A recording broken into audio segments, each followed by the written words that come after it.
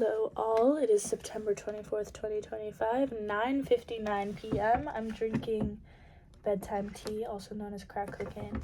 Genuinely the best nighttime relaxation tea. It's so good and it knocks me out and it's a vibe.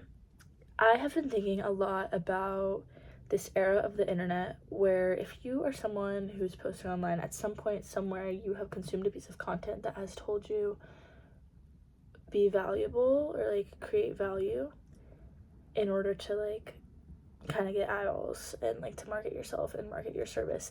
And while I do think this is like a really resonant and valid tip, because you don't want to make selfish content and it's not really about you, it's about the viewer and it's about who you're talking to and the connections you're forming and the value you're providing, I do think it has kind of like positioned people to pretend to be experts, which even I've fallen into that trap. Like, I'm not an expert of business, I'm not an expert of anything, but I do like experimenting. And what I've noticed even in my little projects so far is that I am not necessarily good at building super profitable businesses. I'm good at the beginning idea phase and like identifying fun ideas and identifying ideas that are resonant for specific individuals and identifying like that missing step of why like people have a hard time starting, and identifying like different cultural gaps or like gaps in market or like little mini problems I can solve in a creative way.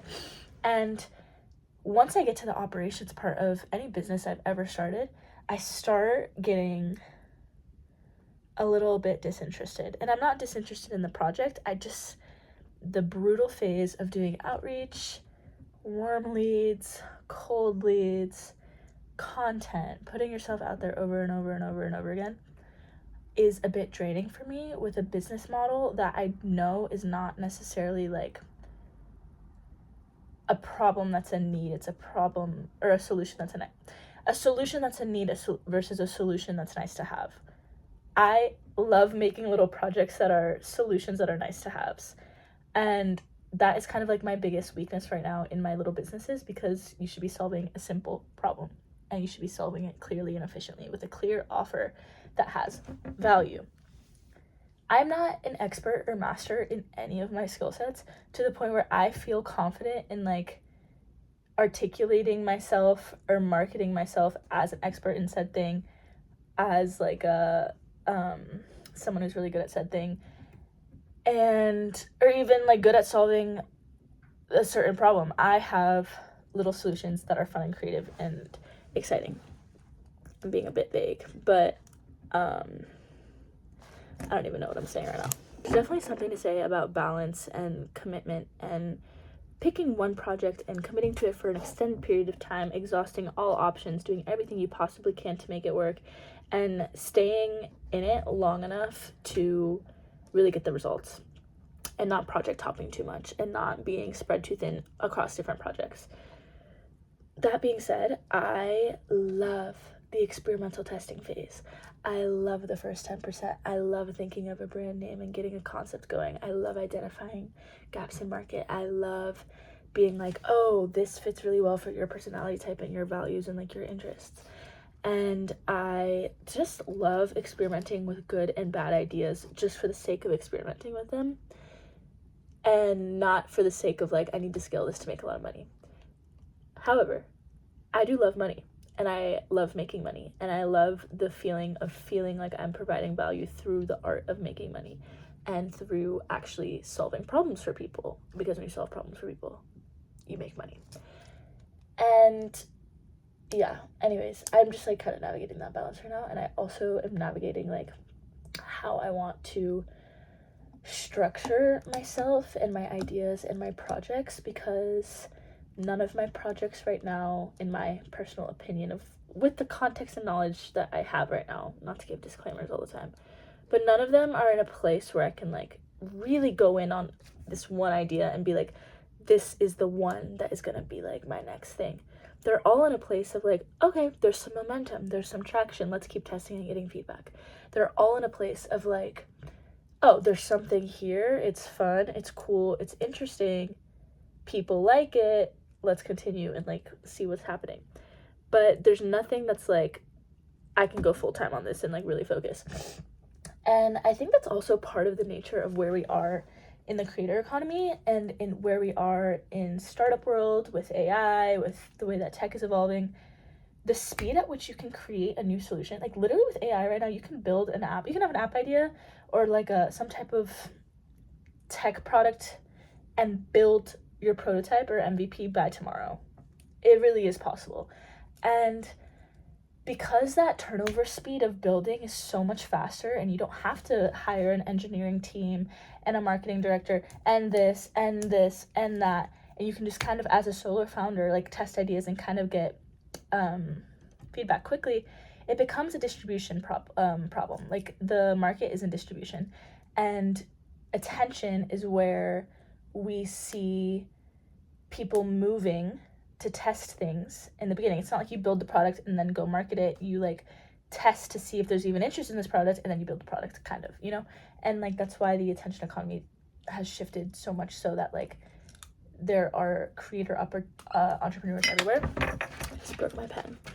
And I'm like not really articulating my ideas super well right now, but my point with the whole ramble is that I am in the testing phase with like all of my projects, and I like that phase. I like experimenting with them. I don't love the next step, which is like the long-term outreach and building operations phase. And like part of me is like I need to just like do the hard thing and like learn how to deal with that and get better at that. And another part of me is like I can honestly lean into the testing phase and have fun with the testing phase and maybe even build from there with that in mind, knowing that that's my skill set and that's where like my kind of magic and spark is. Anyways, I've been talking with a lot of founders and artists and like even students recently, because people reach out to me from some of the stories I've shared online about like creating my own major and obviously like my little founder diaries ideas and things. And I noticed a lot of people are going through this. They're like, okay, I have all these ideas, I have all these interests, like how do I channel them and find a common theme to make something happen and be productive? How do I like pursue multiple interests while also doing quality work? And the reality is, like, I think that the creator economy has created an opportunity where it is not only possible but like encouraged to be a multi-hyphenate entrepreneur that exists as an individual with a set perspective of the world, and you create a world around yourself. And conversations on whether that's entitled or self-focused aside, that is interesting because it allows you to explore multiple interests and create income and revenue based off of them, despite it not being like your full focus or career. And yeah, I think that's kind of where my point comes in, where like now I'm just like, ultimately, if I think about my day-to-day priorities, I think Hormozy talks about this. If you don't have eyes on you, no one knows who you are.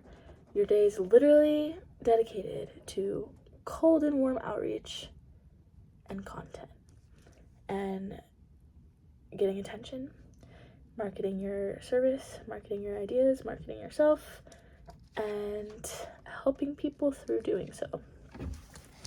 Anyways, this was not a good video. I feel like I like made 0 good points and I like don't even know what I'm talking about. But I think what I'm struggling with right now is like I need to find a system. And I also like right now I just made a little account called First 10 Studio, and that's because First 10 Studio has been simmering in the back of my mind for a while, and not even in my mind, like I have whole notes apps dedicated to this.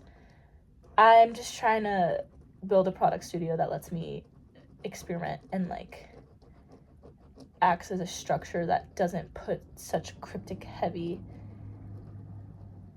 pressure on each thing to succeed, but really has fun in the playful nature of experimenting and building and testing the first 10% and helping other early stage founders with the first 10%, because that's really where I'm super interested in right now.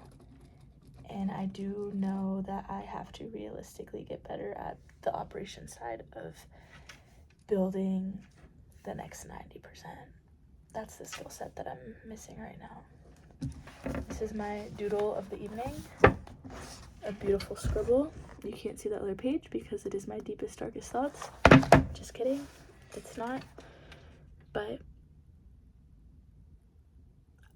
it's only 10 p.m. but my brain is literally not on right now, so I don't know what I'm talking about.